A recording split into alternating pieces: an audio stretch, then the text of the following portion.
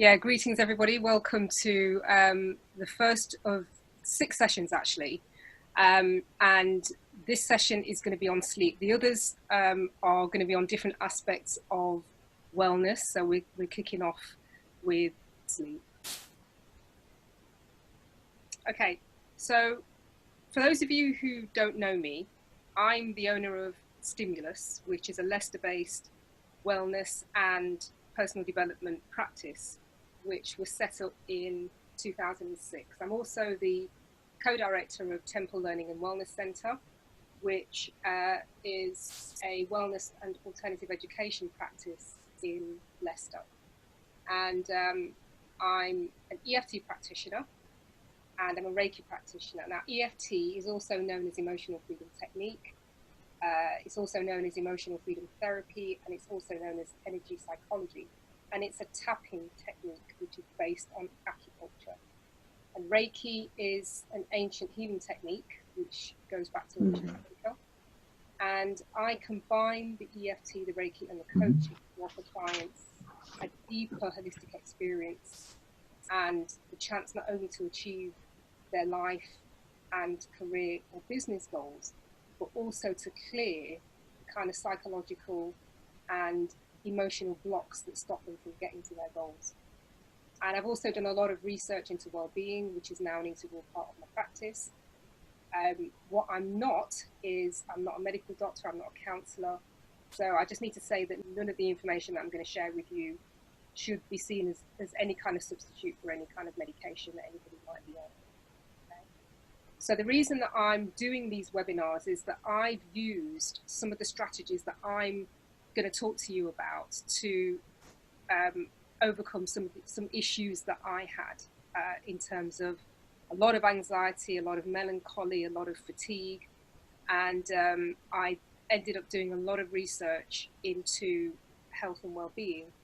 And I've used some of those strategies to help me and also to help my clients. So this is the reason why I've put these sessions together to help business owners, because I know as business owners, we don't always put ourselves first. So the webinars that I'm going to be doing over the next 6 weeks, I'm going to cover the 4 areas of sleep, which is today, energy and emotional healing, water and movement. Okay, so kicking off with sleep. We tend to forget how powerful sleep is and how important it is for the body. Sleep is absolutely vital for us because it helps to repair the body.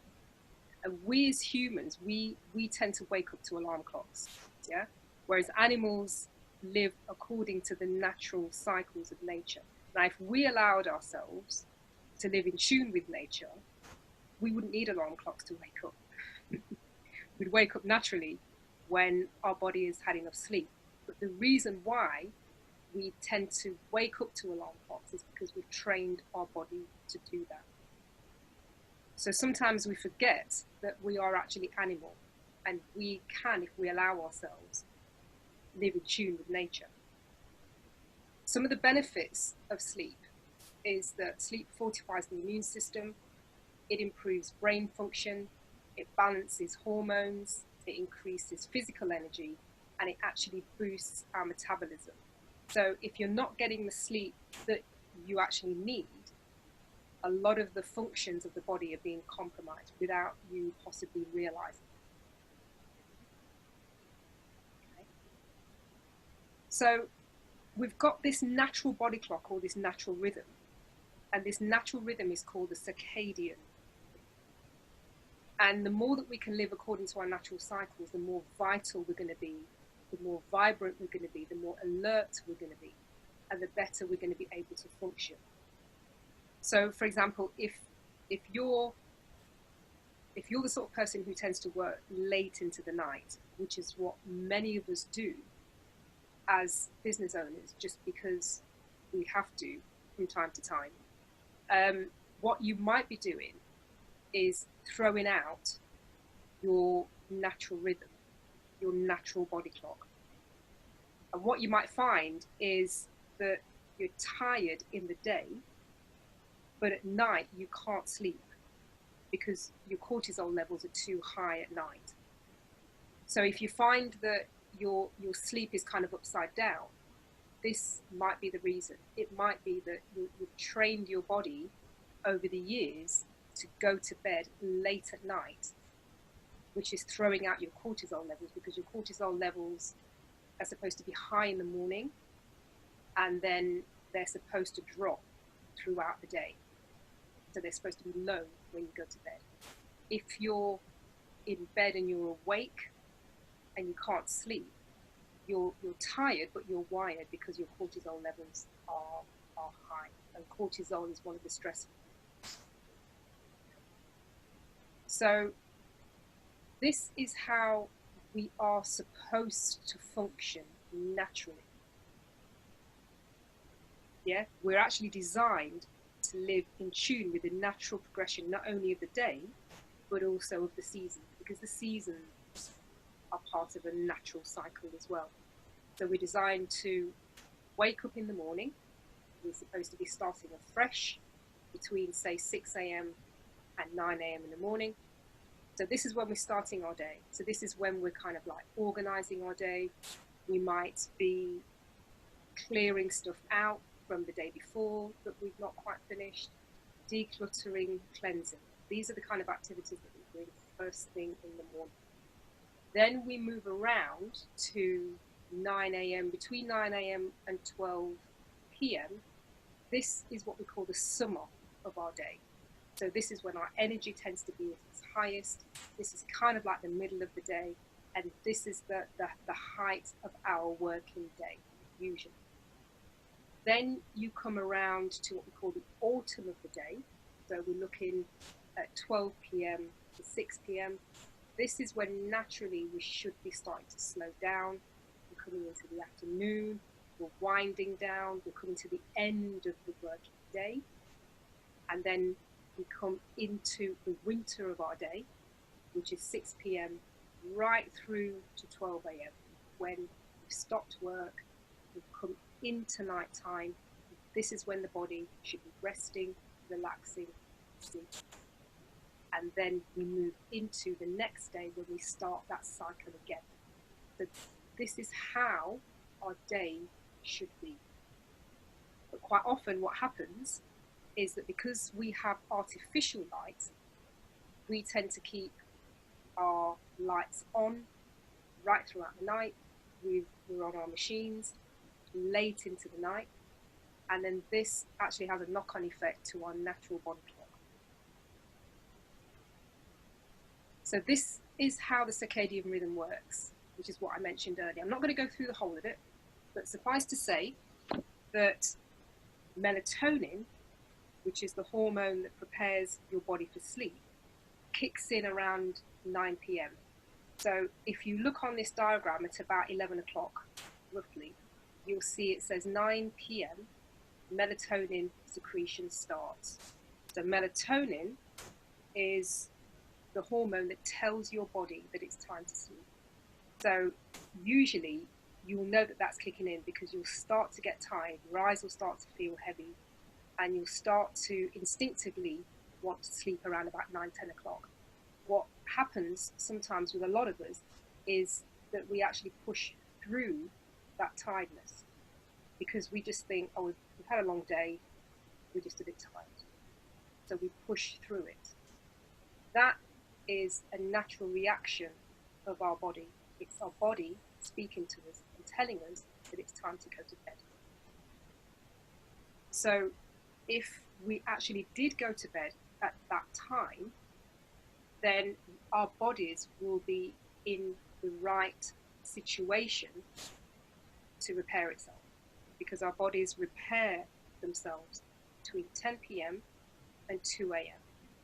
In addition to that time, we do have sleep cycles, hour to 90-minute sleep cycles throughout the day, when we go from deep sleep or delta sleep out into REM sleep or rapid eye movement sleep, and then back into delta sleep, and then back out into REM sleep. REM sleep is where you dream.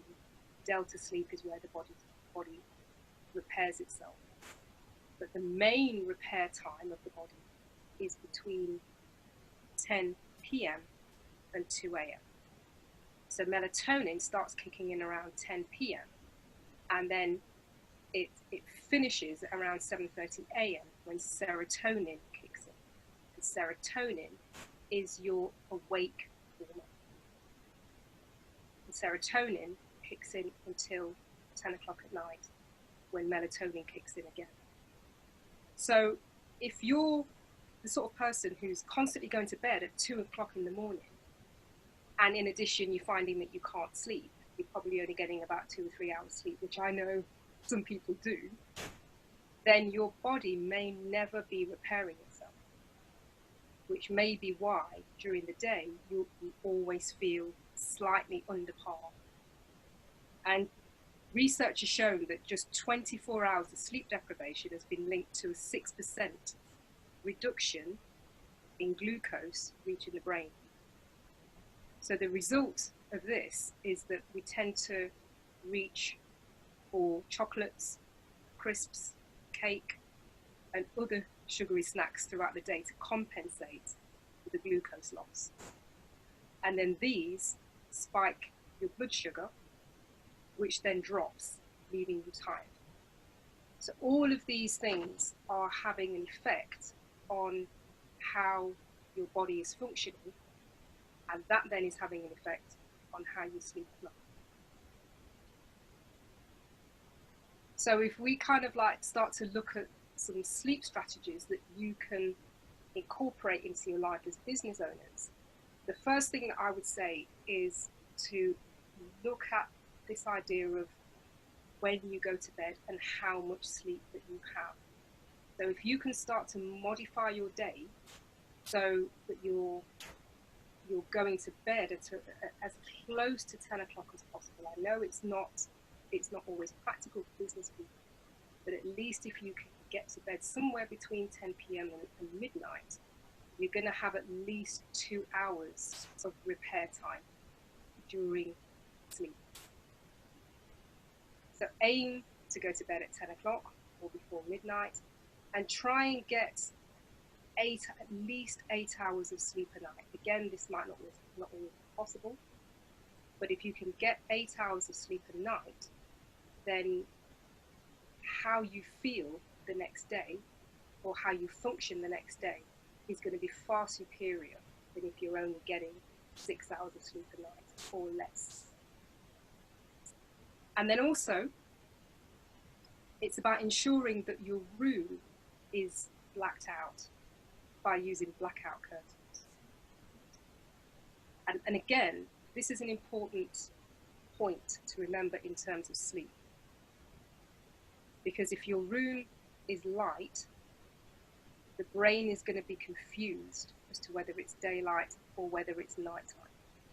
And this is especially relevant if you have street light outside of your room, which many of us do. And we don't think about the fact that we've got light streaming in through the curtains, especially if your curtains are thin. And what happens is that your brain, as I say, is confused as to whether it's nighttime or whether it's daytime. And that will affect the quality of your sleep. So even though you might be getting 8 hours of sleep a night, the quality of your sleep might be compromised because of the light that's coming in through your window. In addition, some people I know leave a light on in the hallway at night. Again, this is light coming into your room that's going to be affecting the quality of your sleep. So ideally, your room needs to be blacked out, which is why I'm suggesting that you use blackout curtains. Either you can actually buy the curtains, that are specifically for that purpose, or you can buy the blackout material that you then sew into the curtains.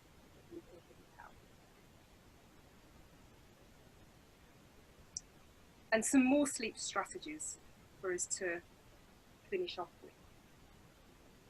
Have a hot magnesium bath before bed. Now, magnesium is said to be the #1 mineral deficiency globally. Many people are actually deficient in magnesium.